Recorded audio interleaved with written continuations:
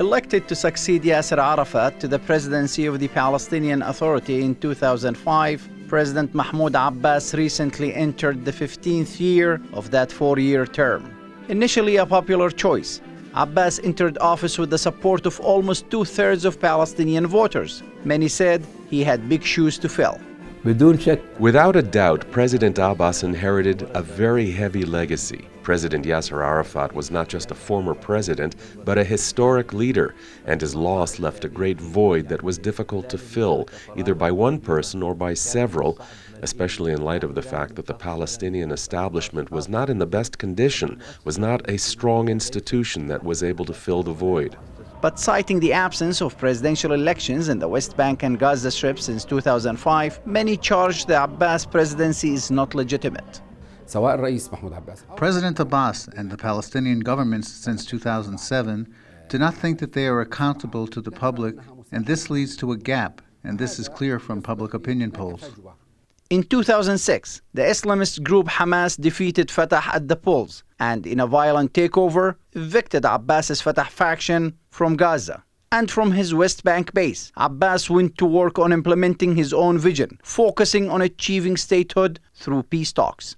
As round after round of negotiations collapsed, so too did the public's approval of Abbas's method. The most dramatic change during the last 15 years is the decline in Abbas's popularity and the loss of credibility and trust. He also did a lot of things in terms of gaining international recognition for the Palestinians. However, most Palestinians think this internationalization of the conflict has been a failure in the sense that it did not deliver, it did not influence the Israeli calculus in any effective way to stop settlements or to contribute to ending the Israeli occupation. Hamas's sudden control of the Gaza Strip, a coup to Abbas, caused him to distrust many around him. Decision-making basically became his alone. President Mahmoud Abbas brought together all the power in the hands of one man with the assistance of some advisors.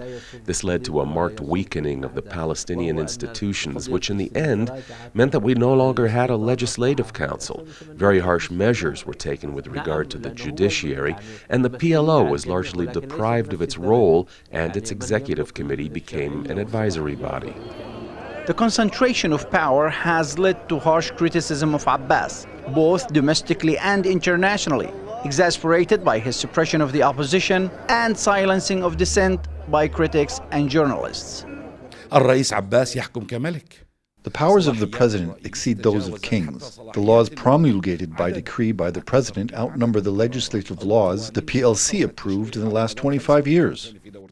Abbas had high hopes in the election of U.S. President Donald Trump, believing that the new American leader would restart the peace process. That hope didn't last long. Calling it a betrayal, he boycotted the Trump administration and rejected Washington as the sole mediator of the Israeli-Palestinian conflict.